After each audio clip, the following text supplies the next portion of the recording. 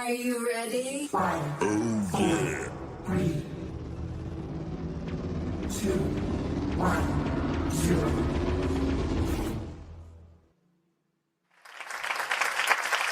What's up, y'all? Trent Small, the chef, aka Red Specs.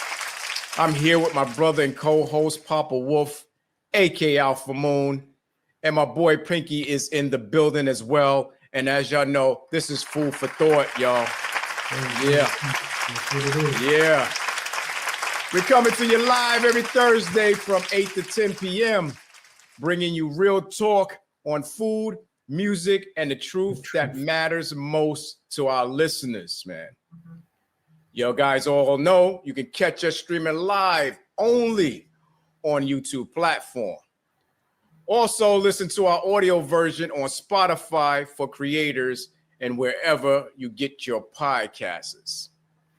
So this is season 4, my brother. Season 4. We moving. We moving, baby. So let's get into it. Let's go. Yeah, man. Go. A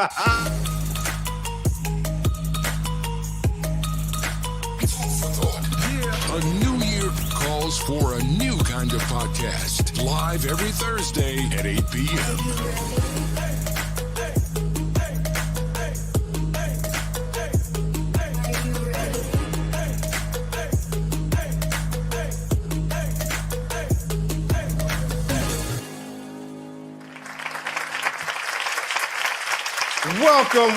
Welcome to Food for Thought. Yeah, man, it's another thrilling Thursday, and we're so glad to have an amazing listeners and our viewers back for season 4. This is season 4, my brother. They've been loyal watching us season 4, man. Incredible. Yes. Thanks for tuning in live. But before we dive in, don't forget to follow, like, comment, share, subscribe, and hit that notification bell so you won't miss any of the episodes. We appreciate you, man, all the time. Big up to our listeners. Yeah, man.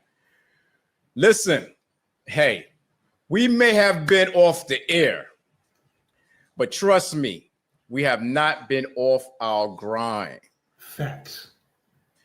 This season break wasn't about resting. No. It was about movement, connections, and making sure Food for Thought isn't something you just listen to, but something you experience. That's right. Because we're going to drop it. We're going to let them know. Yeah, man.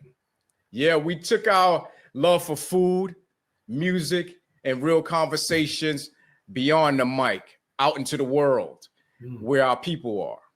That's right. Whether it was breaking bread with the community leaders, vibing with artists and their creative spaces, or just tasting dishes straight from the hands of chefs shaping food culture, we made sure, brother, we stayed tapped in. That's right. We stay tapped in, and we do give them the food. We also give them that regular food and that food that's going to fill their soul, baby. No doubt. So Food for Thought has never just been an online podcast. It's been a movement, a meeting ground, a place where culture and conversation collide. We show up in real time, in real places, because the best talks happen over food, music, and conversation that matters. And now, as we kick off season 4, my brother, season 4, it's going to be a good one, man. Good one. We bringing that same energy back to the show. Turned up a little bit. Turned up a little bit. So get ready for another round of unfiltered, unforgettable conversations. Stay tuned and stay hungry, people. Big up. Yeah. Yeah, man. Yeah. So what's up, brother? What you did on your off season? Because you've been off, man, for a minute now. Like you said, been off, but still been working. You know what I'm saying? Behind the scenes, getting all of that material together, doing all that research, hitting Pinky up with the news, me and you going back and forth. We on the scenes. We out of the scenes. We in the office doing stuff. Yeah, it's just been busy, man. Just been busy on the grind. And I appreciate everything, man, especially all the fans, the unscripted, you know, they joining in. So love is love, man, and I appreciate it. Yeah, man. Yeah, man. And also, you guys remember, donations and gifts are always accepted here at Food for Thought. You can Cash App us at Food for Thought FFT, or you can Zelle us at Food for Thought 1424 at Gmail. Checks and money orders are always welcome here at Food for Thought. We'll never give those back. Always.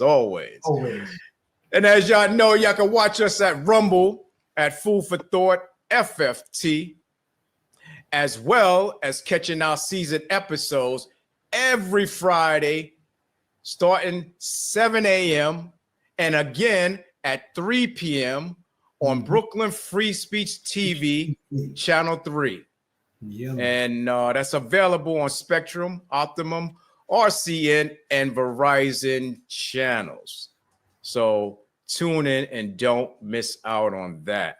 Yeah, because you gotta go back and get those repeats, the rewinds selector. You gotta come back in with that. You know? So you can know who we are, what we about, and who was on our show all those seasons. Yep. So this is season 4. And also, if you got talent, you got a message, we want to see it. Food for Thought is now accepting video submissions of all genres, whether it's original music, spoken word, or impactful community work. We want to showcase your creativity. So submit all those videos to our video file for a chance to be featured on Food for Thought. And send all those submissions to Food for Thought 1424 at Gmail.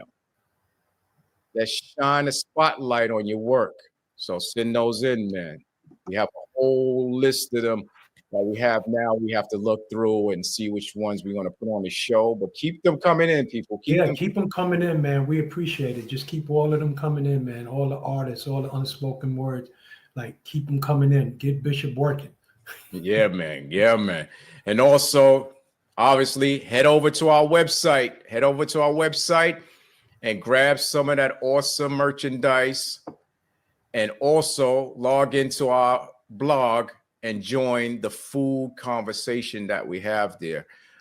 Bring me some of your pictures. Show me what's going on, what you're making, what you're doing. Get into that conversation, man. And also, this summer is here. And as you guys know, look out for the Food for Thought truck in your neighborhood. Yeah. And it's a chance to win some prizes or just hang out with us and take some photos and chop it up.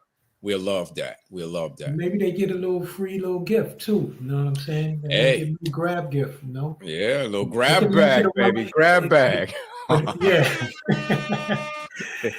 Yeah, but they got to answer the question right, because we want to see if they was paying attention. And right. With this stuff, so you got to make sure you watch. And get to, don't run up to the truck. Make sure you run up to the truck, but you got that knowledge itself that we like what we've been dropping here on Food. What's beautiful in your city? So what we got going on tonight, D? This one right here, this episode is a good one. Let me read to you what we got here. This episode is about accountability, a mother's love, unfiltered and raw. We take a close, honest look at the mysterious death of Terron Evans Jr., a young Black man whose death was ruled suicide.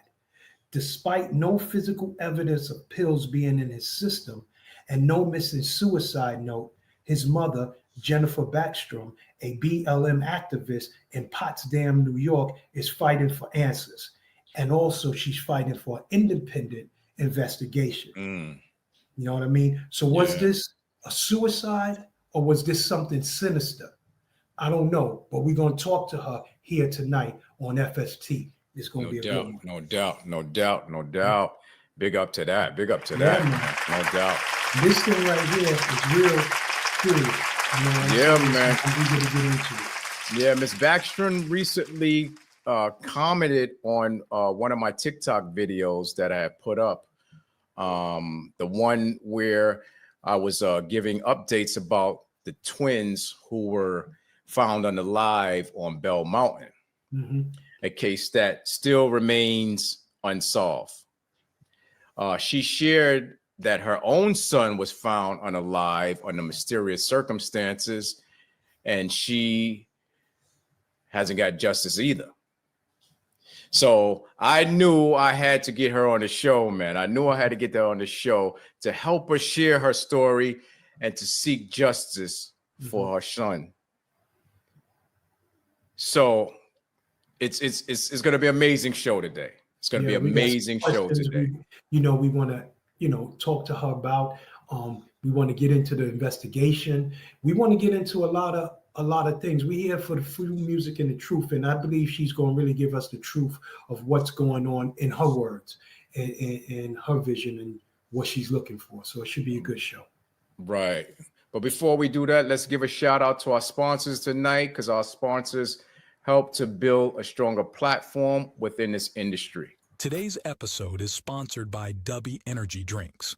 Dubby allows you to have faster reaction time paired with laser-sharp focus without the jitters or a crash. If you want to start winning more, this is for you. The Premium Energy Drink Dubby. Get 10% off your entire order from Dubby when you use coupon code Food for Thought, which helps support the podcast.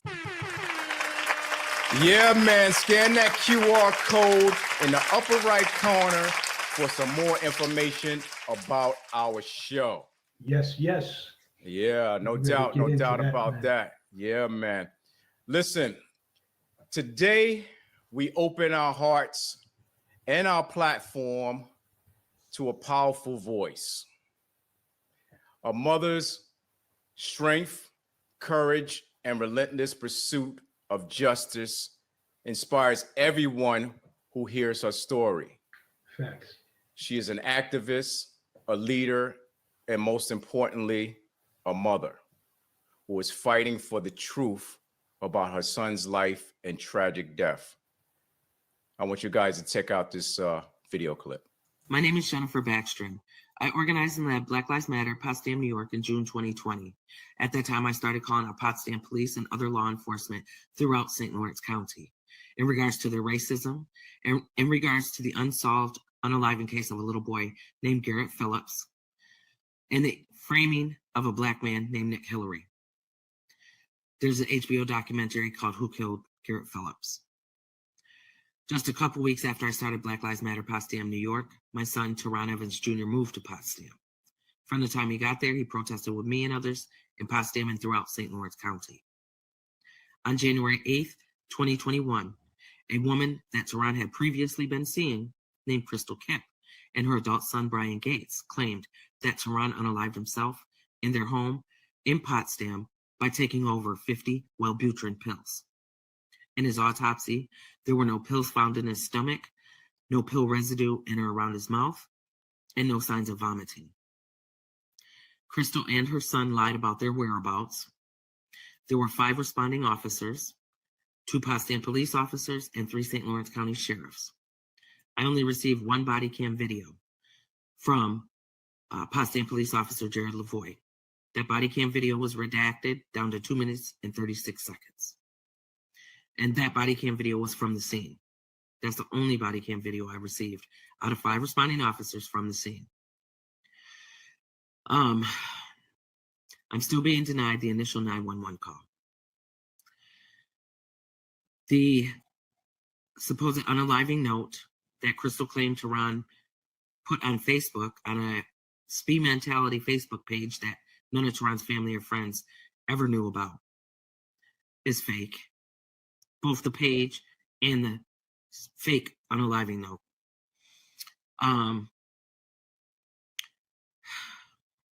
I just found out in March 2023 that the St. Lawrence County Sheriff's actually had an open file on my son's death, timed and dated January 7th, 2021, 10:41 p.m. That's more than 8 hours before the 911 call or Terron's death. Terron's death was due to retaliation for me seeking truth and justice for Garrett Phillips and Nick Hillary, for me calling out law enforcement throughout St. Lawrence County, for me holding them accountable. Terron's death was because of racism. Wow, wow, wow. Yes. Please join me in welcoming Jennifer Baxtron to the show today. Hello, hello. How are you? Hello, hello. Hey. All right. Jennifer, thank you for being here and for trusting us with your story. We stand with you, and we are honored to help share Terron's light with the world. Yes. No doubt about that. Thank you. First off, let our audience know who you are and where you come from. My name is Jennifer Baxtron. I'm the mother of Terron Evans Jr. My hometown is Syracuse, New York. Terron's hometown was Syracuse, New York, born and raised. I moved to Potsdam, New York, because that's where my foster mother, who raised me for 17 years, lives. Many people ask that question. Why did I ever move up there? It's because that's where my mom lives. Right. So I moved up there around 2012, and lived there until 2021. My son Terron Evans Jr. moved to Potsdam, New York in 2020. Okay. Just 2 weeks after I started Black Lives Matter Potsdam, New York, Terron moved there. So Jennifer, how would you describe your son Terron to those who didn't have a chance to meet him? So Terron and I look a lot alike, and that smile, his smile made others smile. It was contagious. Terron loved music, loved to make music. He's funny, very funny. He always made it a point to try to make others laugh. Right. Terron was always willing to learn new things. I wish I had listened more and tried to learn some more of the things that he was trying to get me to learn. And a lot of it had to do with the system and incarceration and things like that. Was that your only child? Is he your only child? No, I have two other children, adult children. Oh, okay. Yes. And what I want to know, Miss Jennifer, what kind of relationship did you and Terron share? So Terron and I, we were close, but Terron, like many of our other children, they don't want us to stop being a parent, but they want us to stop, being in their business. Yes, whatever. Yes. But Mom, chill. Right. Yeah. But Terron did always come to me and confide in me, like I'll explain to you prior to things that happened. What I would also like to know, what was the last conversation you and Terron had, if you could remember? So the last conversation face-to-face that Terron and I had was, Mom, she's crazy, and she said she was going to kill me. Now, when you say she's crazy, when he said, Mom, she's crazy, he was speaking about he was speaking about FFT audience. Sorry. That's okay. For our FFT audience to know who she was. So she is a woman that Terron had started dating in September 2020. Okay. So that's who she is. I'm not sure if you want me to mention names on here or not. We're gonna get into it. Okay. Yeah, I mean, I can't imagine. But how have you been coping emotionally and spiritually since your son is passing? Because I know it must be tough. It must be hard. So I was kind of actually watching another podcast the other day about grief and coping and stuff, and listening to the other parents. And I didn't realize that this was a way that I've been coping, but it is. As far as every single day, I'm making videos, I'm emailing, I'm calling, I'm protesting very, very often, whether it's in Potsdam, New York, Canton, New York, Albany, New York, Washington, D.C., here in Syracuse, New York. And I'm not only fighting for my son's justice, but other people's justice, you know. We thank you for that. We thank you. We definitely thank you for that. You know, well, I have kids too. I thank you for that.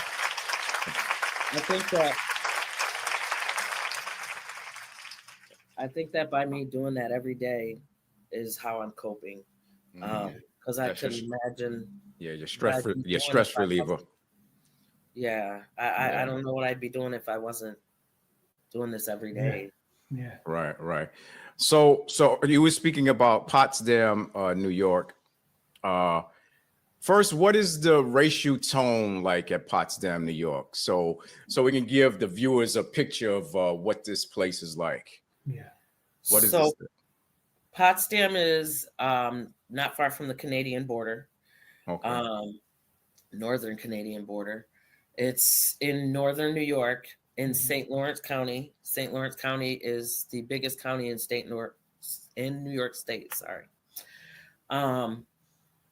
St. Lawrence County was named the second most racist county in the country a few years ago. Yeah, I heard about that. Yep. Wow. All that brings diversity to St. Lawrence County, period, is the colleges. There is less than, and I'm pushing it, there's less than 100 Black families throughout St. Lawrence County. So, you know, you can walk down the street, they'll roll the windows down and call you the N-word and tell you to go home. They have Confederate flags hanging from their trucks. Right. You know, it's nasty. Wow.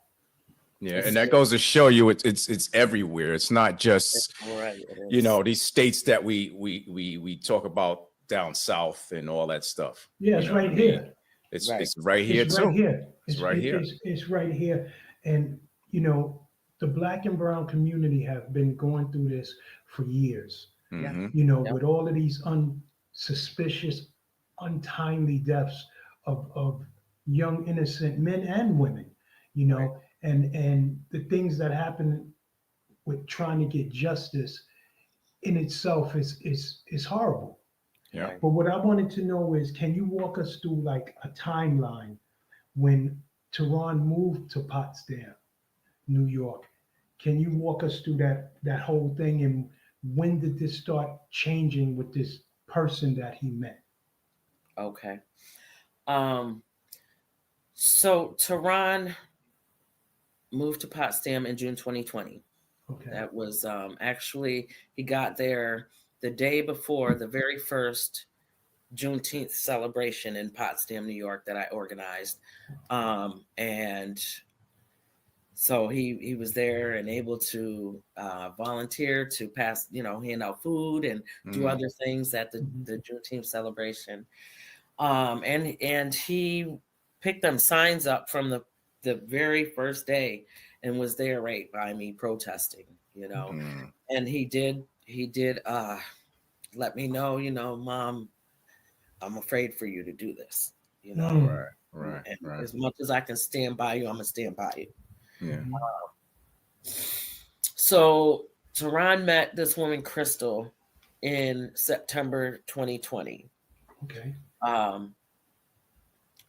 I know now that, and I learned not long after things happened, that in September, I think it was the 16th of 2020, this woman, Crystal, actually made a post on Facebook saying something like, even if I didn't do it, they probably said I did. And then in parentheses, I probably did though. Yeah. Wow. And that was timed 7:55 p.m. Okay. Remember that time. So Terron and Crystal started dating. October 2020, is when he told me that he and Crystal broke up. And in his words, that B is crazy and said she was going to kill me. Gotcha. That's nuts. And what was your initial impressions or concerns about their relationship when he started dating? Did you have any concerns when they started dating? So he did tell me in September 2020, we were out on a lunch date, and he said, "Mom, I met this woman, you know, she's different though, because she's like trying to get me, you know, give me all these clothes, this money. She's giving me these keys to her cars, like, you know, here, drive, you know, do what you want to do, this and that." He said, "I feel like she's trying to buy me, and that's not what I want. I just want a good woman." And I said, "You know, son, you know what I'm doing here. You know, you got to be careful. We both know the danger." Yes. Because he did even mention that he felt it was weird that law enforcement would come to her house. She had a relationship with law enforcement and a judge. Okay, but he didn't. I don't know if he really thought of it as something. He didn't think of it as something sinister or suspicious. He just thought it was like, you know, different. Different. You know. Different. So I just, you know, told him, please be careful, you know. So he did let me know about this woman, you know. And after that, I started asking around about her, you know. And people just were saying, well, she's not a good person. She's dangerous, you know. Just tell them to stay away from her. People wouldn't come out and be specific about things until after things happened to my son.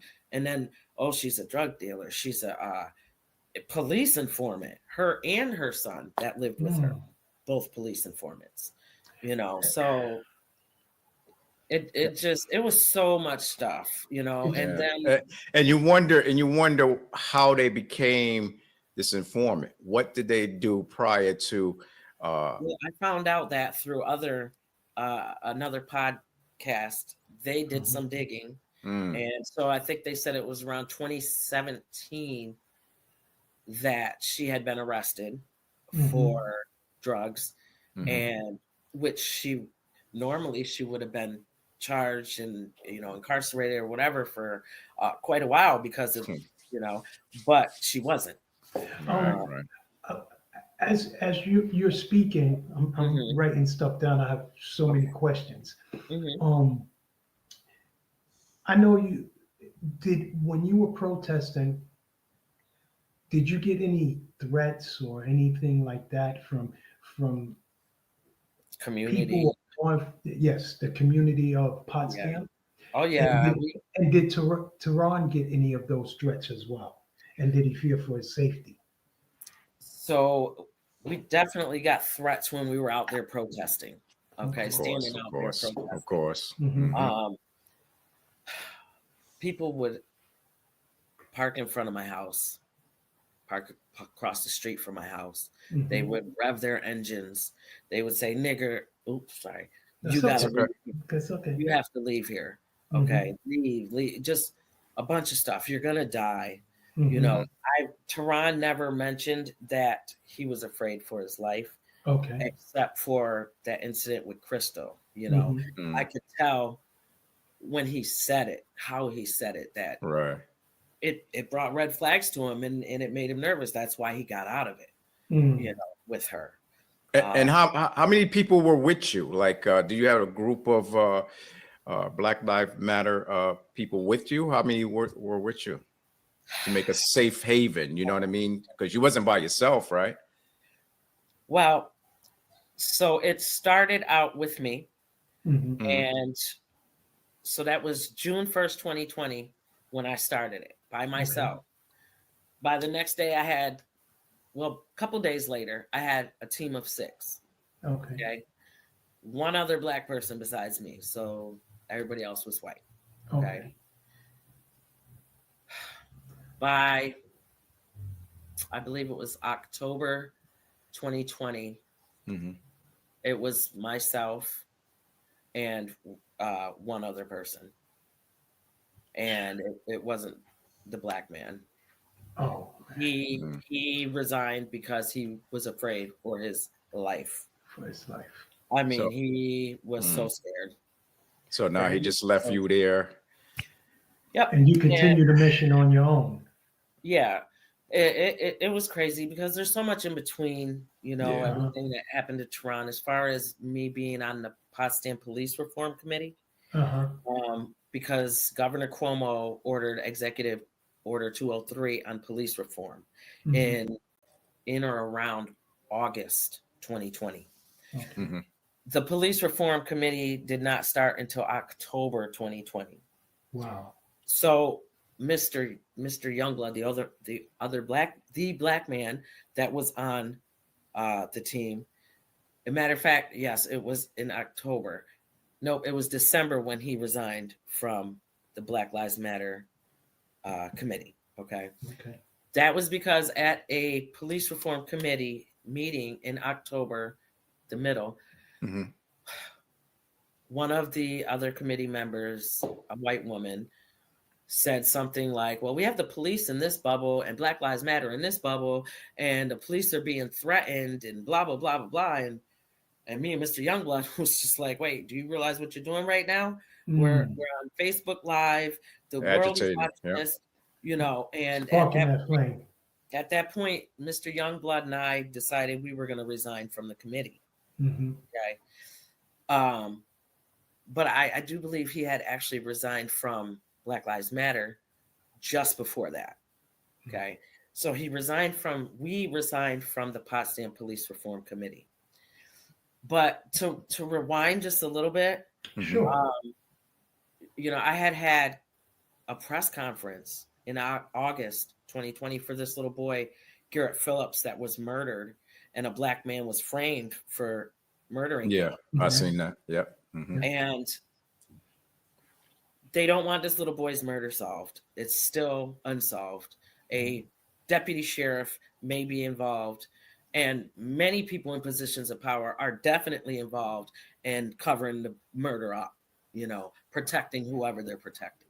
Wow. So as soon as the Potsdam Police Reform Committee started in October 2020, that's one of the first things I went after them about.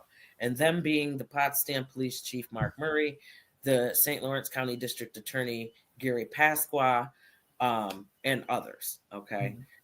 And I basically was trying to tell them, because they're like, we have to move forward with this. No, we can't move forward when there's still unsolved murder of a little boy, and also a lawsuit pending against Ya from the black man that you framed for this. So we can't go forward without going backwards. Yeah. At that point, the only law enforcement officer that I contacted prior to that day for any event, even events I had before Black Lives Matter, he stopped talking to me. Wow. He wouldn't respond. They stopped. We know why that was. Control, all that. Yeah. Wow. And the next time he actually talked to me was after Terron's death, when I said, do you know about my son? And he said, yeah, so sorry. Sad. And that was it. That's it. Do you think someone got to him and threatened him as well? What I think, no. I think he is, between him and Deputy Sheriff John Jones, they are the masterminds of whatever happened to my son. Right. And Michael Ames, who was my contact person, he knew this woman, Crystal. They know each other. I even asked him about him, and he said, he just shook his head. So, he is part of the planning of what happened to my son with this woman, Crystal. So you had mentioned earlier, once again, we're going back to the girlfriend saying, threatening him. So you mentioned that Terron once told you that his girlfriend wanted to threaten it. Do you remember what led to that moment? Did he tell you why she said that? What was the reason for her saying that? Or just no, she just didn't. coming up? He didn't. No. And I mean, the reason he told me that's weird. Yeah, that's weird for somebody just to come out and just say that. Like, well, you know. The reason he told me that is because I noticed he was driving a different car. I said, whose car is this? He was like, oh, it's such and such who I'm dating. Right. I said, well, what happened to you and Crystal? And he said, that B is crazy. And she said she was going to kill me. Oh, so that's how he ended up telling me, you know, about their breakup and stuff. So maybe she was thinking about this girl and was like, oh, you know, this guy is messing around with this other chick. Boom, boom. I'm going, you know. She crashed out. Yeah. I don't think that's what it is. I think she was supposed to kill him in October 2020. Okay. And had he not left, he would have been. Now, did he ever express to you or any of his friends, or did Terron ever share any like a previous physical abuse or emotional abuse, you know, that he was experiencing even when he was with her? You know, did he come to you and tell you, Mom, I'm having, you know, emotional and nothing? No. Wow. No. And that's the thing, like, he didn't have many friends up there. He was new still, you know, and Terron is more of a, you know, if I wasn't out there protesting, he probably wouldn't have been. I'm sorry, but you know what I'm saying? He did it because I was there and he wanted to be in support. Right. But Terron is more of a private person. You know what I mean? It keeps to himself, you know? So I met 2 people that actually got to know Terron up there, you know, and they shared, you know, what they spoke about, you know, and it was never as far as him fearing for his, you know, life, you know, as far as just her, Crystal, you know.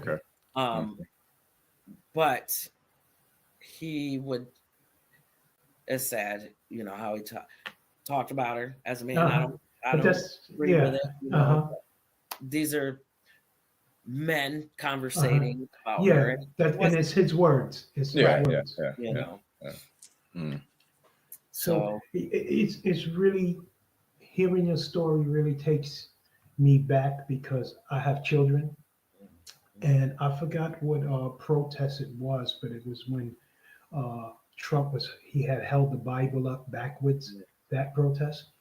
And my son was out there protesting, and I was so nervous, but at the same time, I was happy that he was taking a stand, right? You know, for something that he believed in, something that our ancestors fought for, and Dr. King marched for, and you know, these things we want to instill in them, that it doesn't have to be the violence, you know, and stuff like that. But then it turns around for peaceful protests, and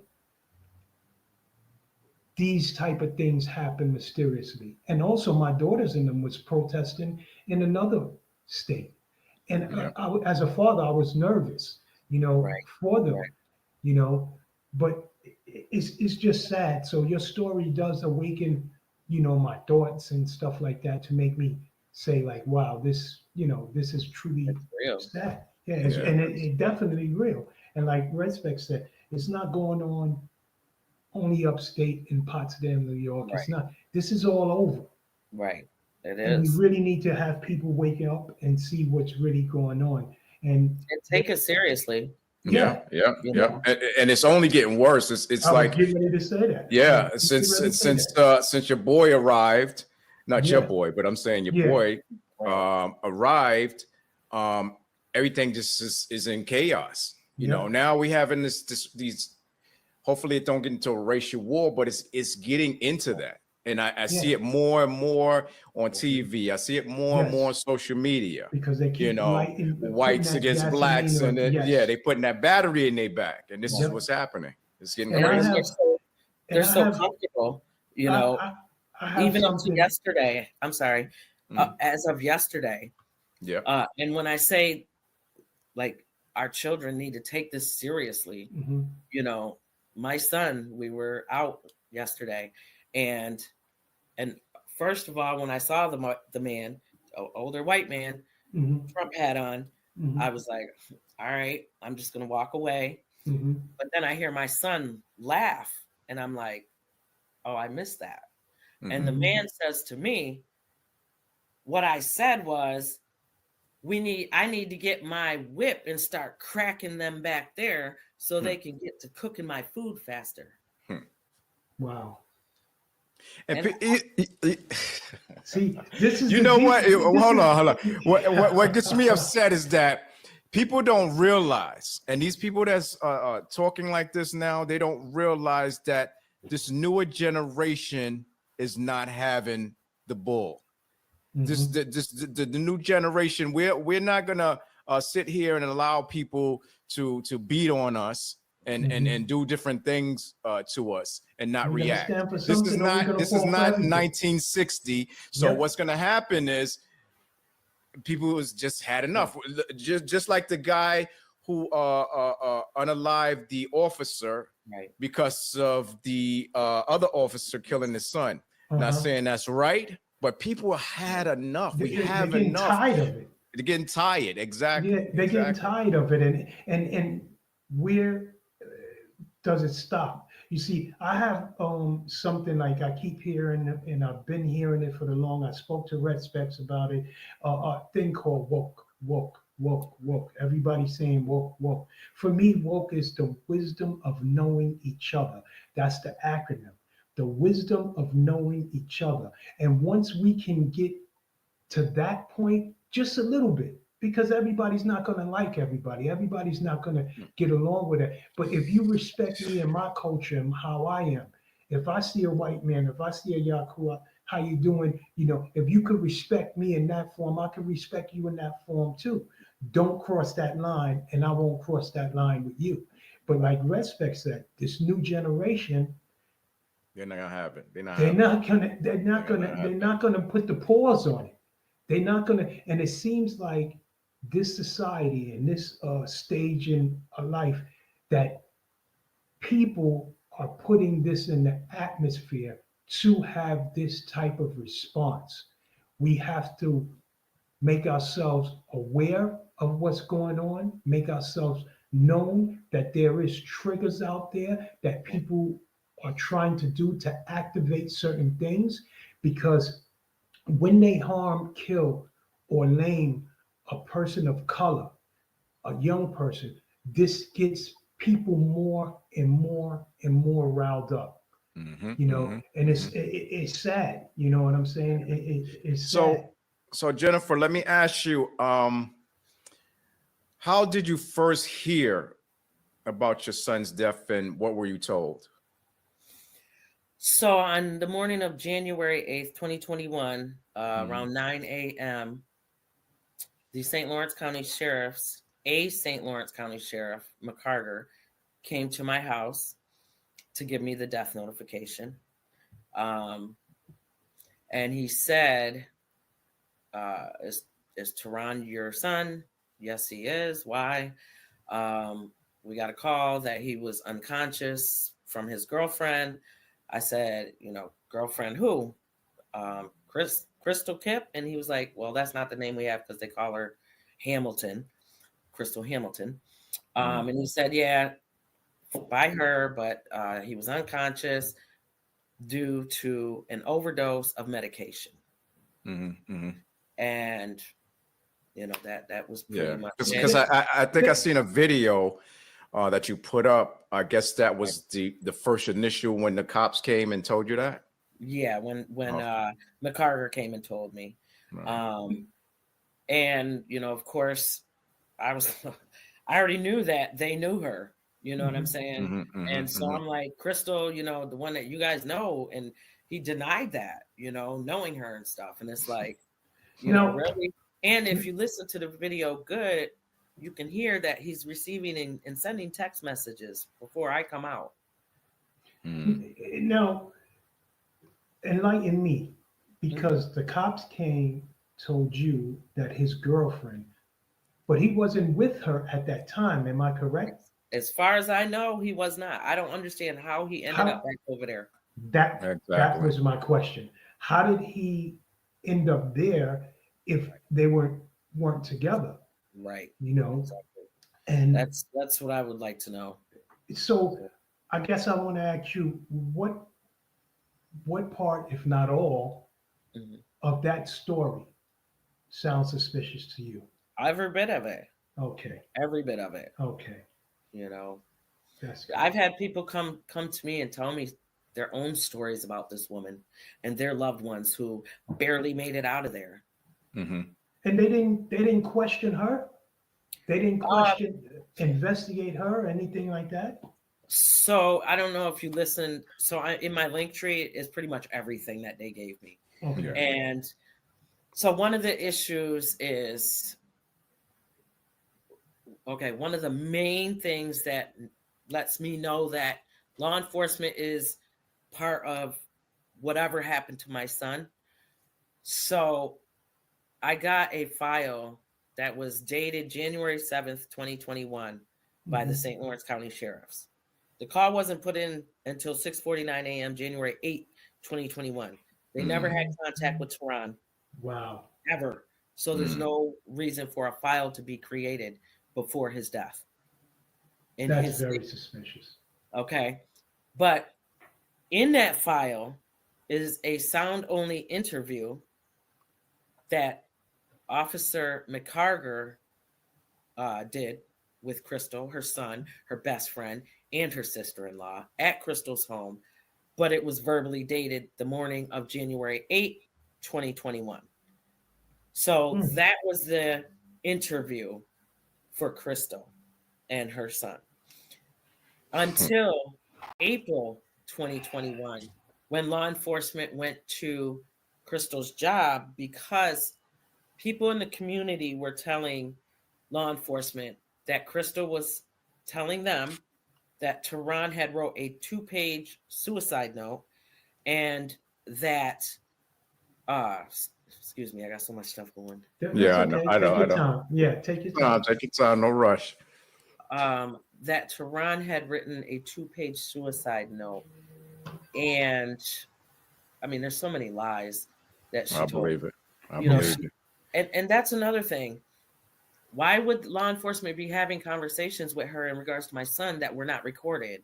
Right, because she's the informant. Right. Yeah. Well, that's why. I know. Yeah. Allegedly, allegedly, for the purpose of the show. That's what I was gonna say. So yeah, she was telling people in the community that, he took these pills, he wrote this suicide note, and that she had video of him taking these pills. But she denied all of that in April 2021. And then she says, she's telling McCarger and Engel, to St. Lawrence County Sheriffs, well, remember, we talked about this, and I told you I didn't put up the surveillance outside until after she protested at my house, calling me a murderer. Right. I should have heard that somewhere, from the police. And then she says, and I don't have surveillance inside my home.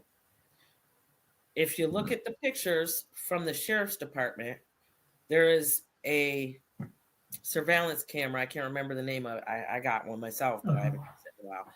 But it's sitting right on her coffee table on top of a book about murder.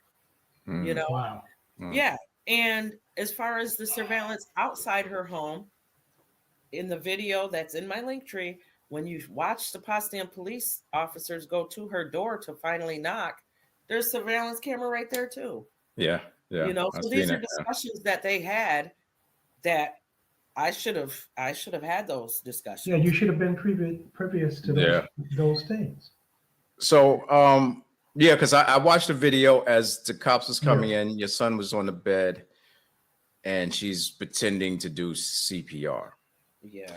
First of all, the cops, being first responders that they're supposed to be, they know you don't do CPR on the bed. Right. There's no way you're going to get chest compressions on a bed. Right. They should know that. They should be on the floor. They should have grabbed them, put them on the floor, and did what they had to do. But that's something they were else. Making sure he was gone. Right. So based on my 30 years of experience as a paramedic, Wellbutrin may cause side effects such as constipation, dizziness, some dry mouth, loss of appetite. Sometimes you get nausea, and sometimes tremors and shakes and stuff like that, trouble sleeping.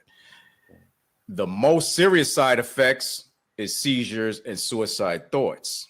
Okay. So Potsdam, New York police claim that your son committed suicide on January 8th, 2021 by taking 2 bottles of the Wellbutrin pills. But the autopsy show no pills in the stomach, no signs of throwing up, no residue around his mouth. Right. But toxicology still says he took lethal dose of Wellbutrin was the cause. Have any medical professional explained to you how that's possible? The ones that I have spoken to have said it's not possible unless maybe he was injected. Because it's like you said, his stomach was absolutely empty. Right. There was nothing there, you know. And but injected with what? With what though? Wellbutrin.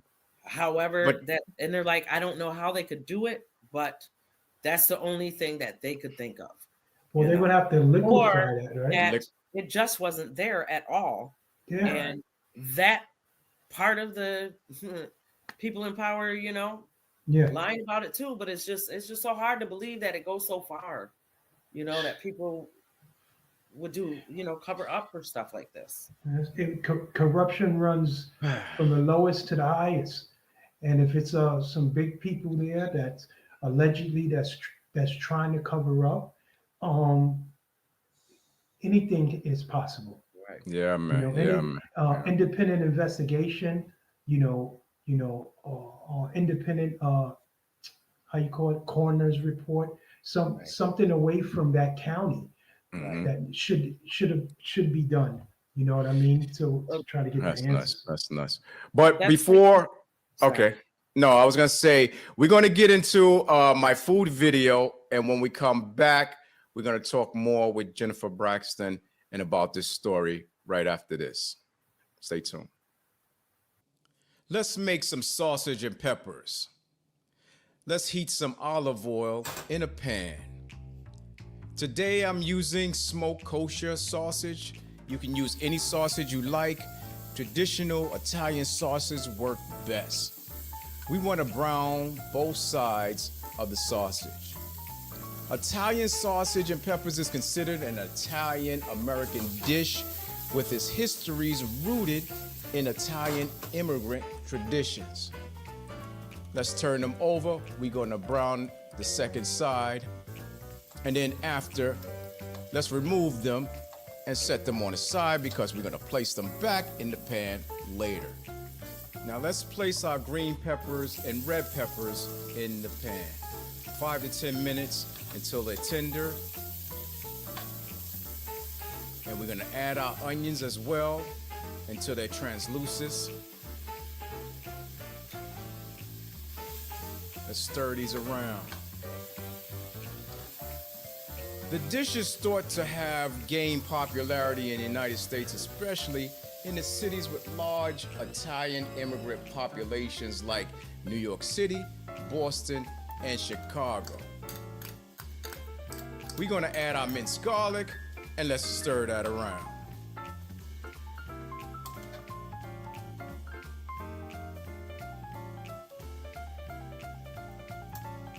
Now I'm gonna add my oregano as well as my basil. And then I'm gonna add my favorite wine. I'm gonna use sherry. Sherry is a versatile wine and it adapts well with flavor.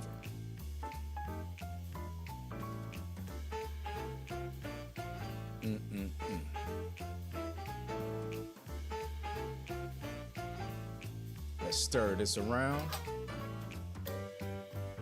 Good depth of flavor right now. Now we're gonna add our sausage back into the pan. Let's give that a stir. See how those peppers are becoming soft? Now we're gonna add our crushed tomatoes in.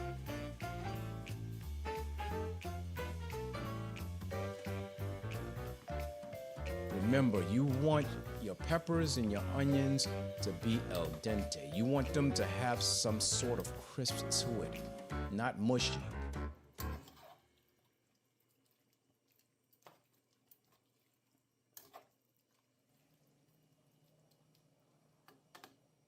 All right, now let's cover and give it 5-10 more minutes, and it should look like this. Oh my goodness, the smell is amazing. On the side, we're gonna make some asparagus on the side, add some butter to the pan. Let's get those onions in there. Remember, translucent. That's all you need. Some garlic.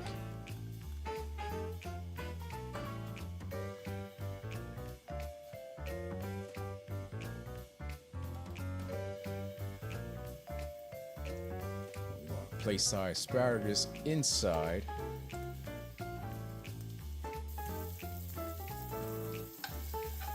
Toss them a little bit.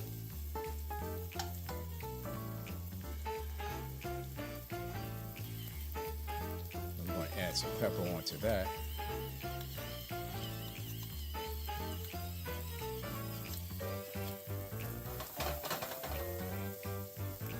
Now let's get into this plating of the sausage and peppers. The Feast of San Gennaro in New York City, Little Italy, somewhere where I grew up, is often credited with its early popularity of this dish. It was a staple at all the festivals and the street food vendors. I loved it there. We're gonna plate this up. The smell is amazing.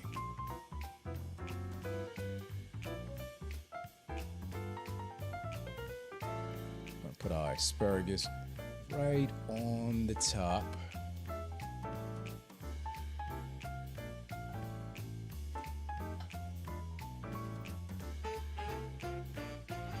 Go. Some parsley on the top. And look at this dish looking amazing right now, folks. I wish you had video smell. It's amazing.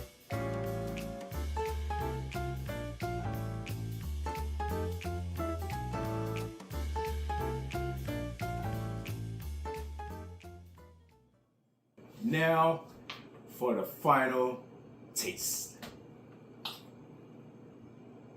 My sausage and peppers, asparagus.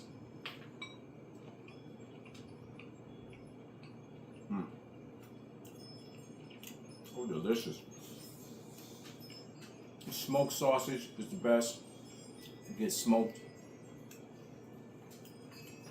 The tenderness of the peppers.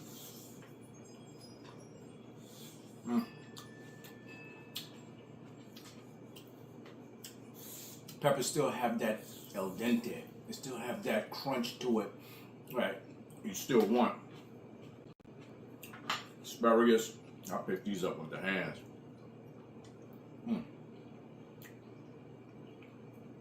That's why I use butter on my asparagus with the onions and garlic, because it brings out the flavor more than traditional oils and stuff like that. If you can make brown butter, that's even better. Wow. So this is food for thought. Thank you guys for tuning in. Like, once again, go to my recipes on Trent Small the Chef on YouTube and get more recipes from my YouTube channel. And thank you. Man.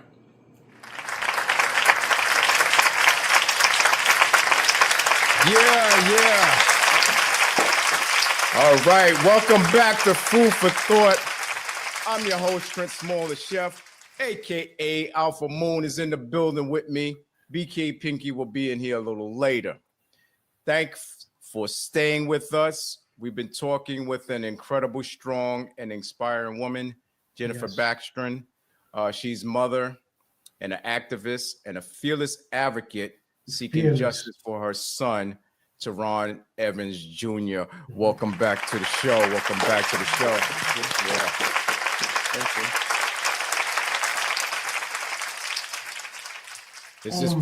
It's just been a lot going on. It's been a lot going on, and we've been talking and trying to find out how we can get justice for our son. Yeah, and I'm hoping that with this podcast we can spread this word, get it out there. It's just so much information on this internet. There's so much misinformation that the youth and some of the older people, they just don't realize what's going on. But when you was there talking, I was writing down something. And can you describe the experience in trying to obtain, or did you ever try to obtain the information report from the Potsdam Police Department? And if you did, what did they tell you? So actually, they were the first ones that I put my FOIL request in with. And immediately they gave me that body cam video. So there were two Potsdam police officers that arrived on scene first, Lavoie and Stevenson. They were there for almost an hour, but the body cam video that I got was redacted down to 2 minutes and 36 seconds. 236 was Crystal's address also. So there are certain numbers that I want you to, it's not a coincidence. Yeah, right. 7:50, I got the 7:55 a.m. PM, she made that post. 7:55 a.m. January 8, 2021 was his time of death at the hospital. Have you obtained any legal counsel? No. So that's a whole nother fight. All it's about for Ben, from Crump to the organizations that claim to, help us, it's all about time and money. It's about time and money. I don't want the money. I want these people to be held accountable and face justice. Yes. And Crump to NAACP and others, I'll just say that. Organizations, yeah. If they're not getting paid, they don't want to do the job. And see, this is that's sad. That's sad. Yeah. Come on, people. Come on. Get together. Yeah. Come on. Y'all need to look into this case, man, and forget, like she said, forget like Miss Jennifer said, forget the money. This is the principle. This is a mother trying to fight for her son. And she needs that. Change the system. Yeah, and the system definitely needs to be changed. The system needs to be changed. They're too used to just handing out money and continuing on with what they're doing, and that's got to stop. Yeah. I'm not with that. I'm not.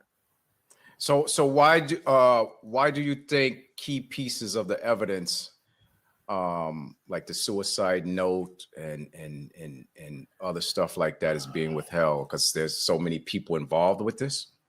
Well, yeah, because there's so many people involved, and it's all between the two police informants and law enforcement. So they're covering up, The one officer that, like I said, was my go-to person, he knew my son was coming the day before my son came, because, I was going somewhere to get some information to help my son out, get him set up and stuff. And Officer Ames, he was riding through the parking lot that day where I was walking to, and he stopped and he's like, "Hey, how you doing?" Blah, blah. And I'm like, "Good," And we talked, and he was like, well, maybe you can go there or here, or, you know, have him come to me and talk to me. So, you know, he trusted him. Yeah, he trusted him. You know, but I would like to rewind just a little bit. Yeah, go ahead. So in 2019, I started a petition. Actually, before I started the petition, I organized a protest for this little boy, Garrett Phillips, because as a mother now of a child who's been murdered, I can't just, you know, my thing was to fight for Nick Hillary, the black man framed for killing Garrett. But as a mother of a murdered son, I can't not fight for Garrett too, because he still deserves that justice. Right. You know. So I organized a protest in 2019, and I contacted Lieutenant Ames from the Potsdam Police Department, and that should even be in my link tree. The Facebook message from October, I believe is October 2019. And right in the beginning, it said, I know you and your people in your department are not going to like this, and I pray nothing happens to me or my family, but this is what I'm going to do, you know. And he said, come in, meet with me and the chief, and, you know, we'll discuss things. I go in, the chief's not there. We sit in the lobby and talk. And he goes on to tell me that he believes that Nick Hillary murdered Garrett Phillips. And on my way out the door, well, before he told me that, he told me that's not how he wanted to spend his Saturday. Wow. And that was the first thing that I was like, okay, yeah, he's definitely part of this too. As far as what happened to Garrett and how they treated Nick. So on my way out the door, he made sure to tell me, I don't even like John Jones, which is the deputy sheriff who should have been investigated in regards to Garrett's case. So after I left there, I started a petition seeking truth and justice for Garrett, for the New York State Attorney General, FBI, whoever could get involved to investigate this little boy's death. Now, mind you, when I met with him in October, you know, that's when he told me that that's not how I want to spend my Saturday. But on Christmas Day, and we had no conversations in between that, Christmas Day, he messaged me on Facebook and was like, are you in the kids' home? We have an abundance of sweets here in the office, and we're trying to rack our brains on who to give it to. And that just threw red flags up for me. Wow. So in my opinion, that was their first attempt to silence me. And then when my son came and I had started Black Lives Matter, that was more of an opportunity because there was so many people against me. Right. You know, to get the job done. Yeah. And so you wouldn't know where it's coming from. Right. You know, it could be anybody. Anywhere. At that point. Yeah. But in that video, that 2-minute and 36-second video. So the second thing that leads me to believe 100% that my son was targeted, set up, and murdered is you hear this woman, Crystal, ask 2 times, is he alive? Is he alive? Yeah, I heard that. The first time she says, is he alive? And you hear, it's either you're good or we're good. And then she says, is he alive? And you hear, nope. So that's confirmation. Her job is done. She did what she was supposed to do. And you still have possession of, that's the police cam. You still have possession of that audio recording? Okay. Oh, yeah. Okay. And you mean as far as what I just said to you? And that's in my history also, yes. Yes.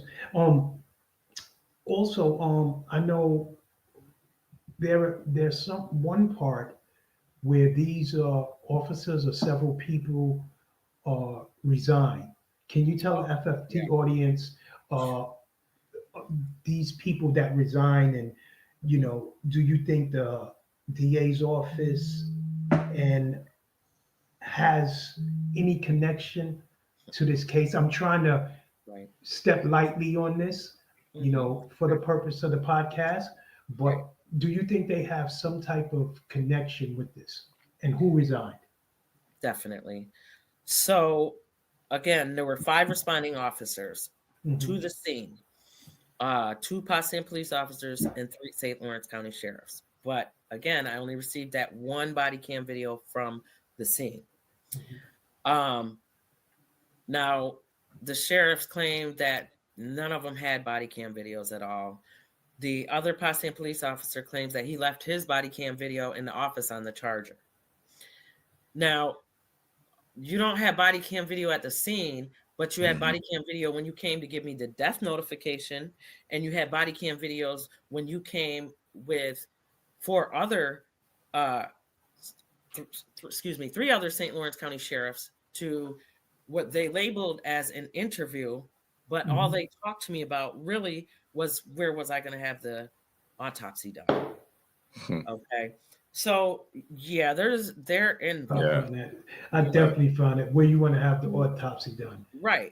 I find that, kind of weird. It is. Like, it really is. Why would you ask where would you have the autopsy? And in Potsdam, aren't they supposed to have their body cameras on at all times? Not sitting on a desk charging and then going to a scene to do something. I thought throughout New York State they were all supposed to, but when I approached them about it, it's at our discretion. That was the answer. Well, so it's nuts. Yeah, the only officer. I'm sorry. No, go ahead. The only officer that I received the body cam video from the scene, Officer Jared Lavoie, he resigned right after I called Internal Affairs. The St. Lawrence County chief. Okay, before I mention this one, in October, November 2020, I sat down with the St. Lawrence County District Attorney, requesting him to hand over Garrett Phillips' case to the New York State Attorney General. And he said, I'll run it past my chief ADA. I run everything past him, blah, blah, blah. His chief ADA was Jason Marks. Jason Marks resigned on the same day that Terron was dead in these informants' home. The lead St. Lawrence County Sheriff, Thomas Karinji, on Terron's case, he retired like 3 days after the New York State Attorney General's office contacted them by email requesting information on Terron's case. Wow. Yeah, so they're involved. Of course. Because why would you even do something like that? Why would you resign if you're not guilty of something? Right. And the thing about Jason Marks, the chief ADA, is he was in the district attorney's office when Garrett Phillips was murdered and resigned pretty much because that district attorney at the time would not bring charges on Nick Hillary because there was nothing, no evidence, no proof, no nothing. Yeah, nothing. And he resigned. But yet he came back into office when Gary Pasqua, the current DA, started back, got the position, and then resigned right after I'm calling on the AG for Garrett Phillips' case.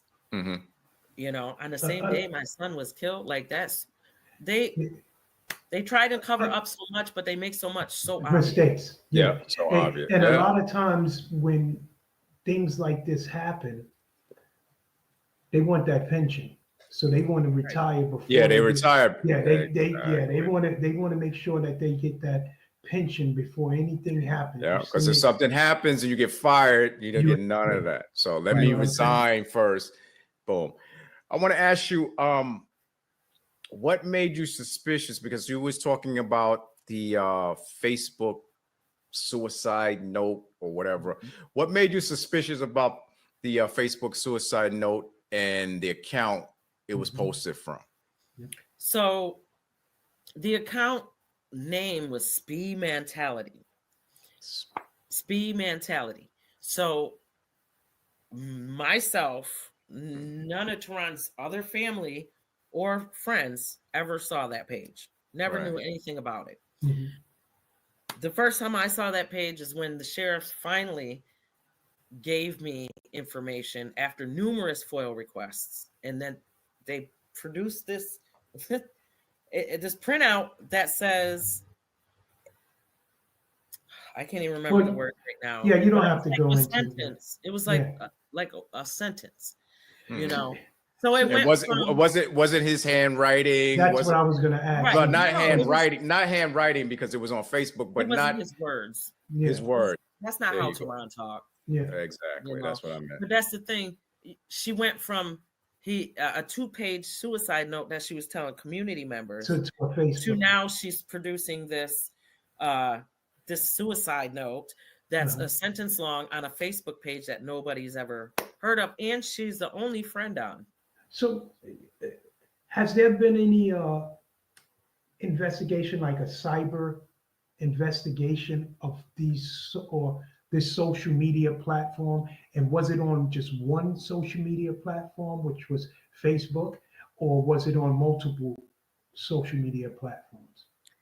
Well, as far as I know, it was only Facebook, but God knows, like, I feel like there's so much in dark places in regards to my son, you know, that we'll probably never see or know about, you know. And they didn't do any type of cyber investigation or anything like that you know of? No. I tried myself, but they wouldn't give me any information. Actually, one person, one day, she had emailed me. This was back in 2022, I believe it was. And she somehow got like the last 2 numbers. She was like, if these last two numbers are not the last 2 numbers of Terron's account, then you know somebody else created it. And they were not. I don't know how she got that. I guess, you know, sometimes you can go in and try to say you lost your PIN number or whatever. Yeah, she was able to provide that to me, and it wasn't Terron's number. And if she's with you know, for the circular show here, and she's an informant, they can have somebody get that information for her, you know, right in the office. Right. They can. She probably didn't even have to do anything, you know. If they probably helped her get it. Here you go. Right. Oh yeah. So, you know, it's crazy. And that's the thing too. Like it's also, I believe, I believe like they literally had, like, back in the days, lynching parties. You know, like whatever they did to Terron, it was like a bunch of people, and they watched it happen. You know, and then waited for the results to hear about the results, anyways. You know. So the day before Crystal made that post I was telling you about in September 2020, September 16th, I think it was. The day before that, Jerry Andrews Jr., a community member, I don't know who he is, but he made a post stating something like, if you think Potsdam is racist, then you shouldn't be here, and blah, blah, blah, blah, blah. Okay.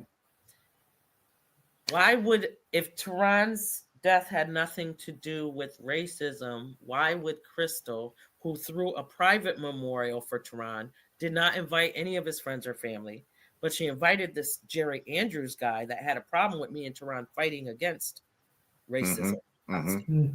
And also at the memorial that she had for him in her home, on the memorial stand was a shit emoji, excuse my mouth, and a gorilla. What? Yeah. So, oh my goodness. Yeah. It was crazy. So what does justice look like for you in Terron's case? What's the justice look like for you? The justice I would prefer is those who are responsible for planning my son's death and murdering him and covering it up would be for them to be held accountable and go to jail, prison for however long, you know, just actually get justice. But you know, I don't know how much I can say, you know what I'm saying? Making myself. Yeah, it's becoming an everyday thing. Like the justice I've seen recently is the justice I'm thinking that is going to be the only justice. If you know what I'm saying. I see you. Yes. I see you. You know. I see you, and I hear the frustration. I hear the pain. You know. I'm tired. Like, we're so tired. Yeah. We've been doing the same thing forever. Still not getting justice. Yeah. You know? And I see a lot of people on social media saying the same thing, like, you know, and I mentioned it on one of my things about, you know, us Black folks, we just tired, man. We don't even want to get into all that, you know, stuff that, you know, we used to get into, you know, because it's like you throw it under the rug. You don't even, you know, do anything about it. So we're just getting tired. That's all. That's all it is. Have you been able to secure any legal support or advocacy from wrongful death attorneys or civil rights groups or anything? I've tried. I've talked to so many in the past 4 years. And like I said, it all boils down to time and money. Have you, I know you mentioned earlier, you said you was on a couple of other podcasts. How is that helping you get your voice out there for people to get to know your story? And how can we here at Food for Thought help you spread this word even more? Right. You know, how can we do that? Because our FFT audience, we have a lot of them, and we want them to understand how important this is, not only to the Black community, but mothers, fathers, sisters, brothers who lost loved ones to this type of violence. Right. So, I mean, I'm grateful for everyone who has allowed and listened to me on their podcasts, listened to Terron's story, and, you know, has shared Terron's story. I'm so grateful for that, you know, and it helps. But it also is important to not stop, you know. Can't. You gotta go. It's hurt me personally in the way that I feel some people just have used our loved ones' deaths as a promotional thing for their platforms, you know, or have actually raised money in our loved ones' names, and we as parents have never seen any of it, you know. So it helps when they truly are trying to help, but there are some who are really just out there for themselves. And that's a shame. So is there any way that people can give to your cause? Because do you got a GoFundMe page? I'm looking at last week where this Caucasian lady got over whatever $600,000, and she calls some kid an N-word and this and that, and these are the parents that need that money, like Jennifer. Do you got a GoFundMe page like or anything like that you want to share with the FFT audience and, you know, the people out there, you know, if you know, you're raising any monies or anything like that can help further along with getting you legal advice and, you know, just the things to help you in this journey to find justice. And you're right, you can't stop, because if you stop, then it's in vain, you know. Right. And the hurt and pain, you still got to go through it, but it's for him. It's justice for Terron. So you got to keep going. And I commend you as a Black, strong woman doing the things that you have to do. I really do. Thank you. Yeah. So I'm just trying to get to my link tree here. Yeah. Big up to that. Big up to that. I want to say, if someone out there knows something or saw something, I want you to come out and let her know, or let somebody know. What do you want them to say? What do you want to say to people like that? If you saw something, say something. What would you want to say to them? If you saw something, if you heard something, contact me, Jennifer Baxtron. You know, you can. I have so many social media accounts. But my link tree is linktr.ee/Jennifer730. That has petitions, GoFundMe, all the work that I was doing prior to my son's death and even after. It has every link to everybody possible to contact to try to help get justice for Terron. Come on, people. We need your help out there. Right. Need your help. Stop wasting money on nonsense. These are the people that need that money, you know, for investigations and everything else. Yes. And I would say, you know, if you've seen something, heard something, don't go to the police. Don't tell them anything. Come to me. Find me. Mm-hmm.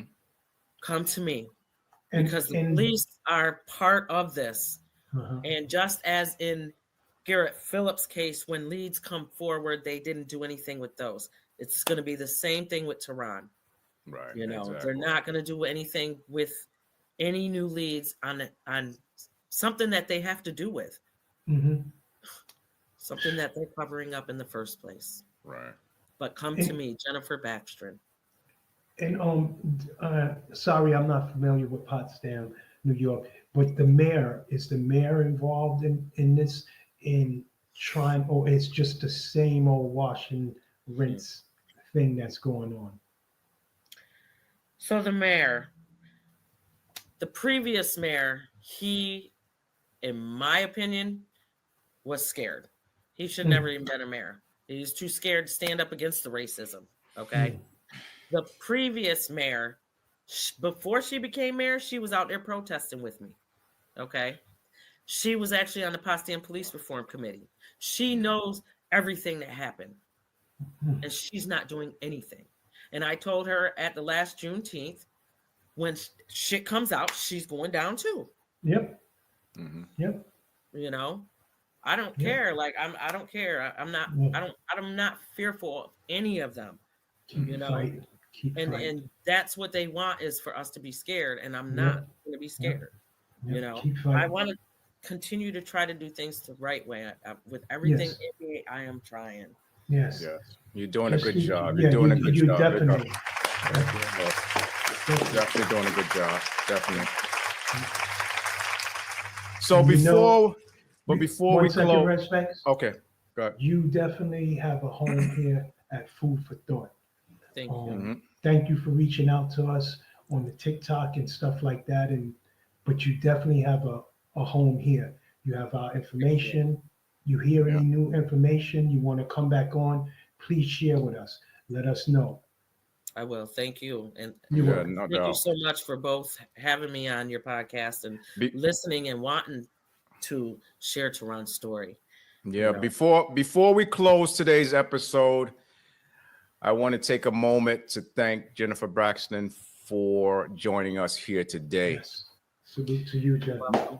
Yeah, not just as a guest, but as a mother, a fighter, and a truth seeker. Yes. Jennifer, your strength, your voice, and your unwavering love for your son, Terron Evans Jr., reminds us that even in the darkest moments, lights still shine through. When we speak up, when we question, and when we refuse to be silent. So I just want to thank you for coming on our show today, and another round of applause for Jennifer Baxtron for being on the show. Thank you very much. Speak up, y'all. Don't be silent. We've been silent long enough. Speak up. Thank you for coming on. Appreciate it. Thank you both. Thank you. Thank you. Blessings to you and your family. You also. Thank you. To our viewers, this conversation wasn't easy. Not at all. But it was necessary. What happened to Terron Evans Jr. deserves answers. It deserves attention, and it deserves justice. So don't let this story fade in the background, people. Share it, talk about it, challenge systems, ask questions, and be relentless. And to anyone out there who is fighting to be heard, who's been told to be quiet, or who feels like their truth is being buried, as you see, you're not alone. Your voice matters. Yes, it does. Your pain is valid, and your fight is not in vain. So let this episode be a reminder that love can fuel justice, and to get together, we can demand change when we get together.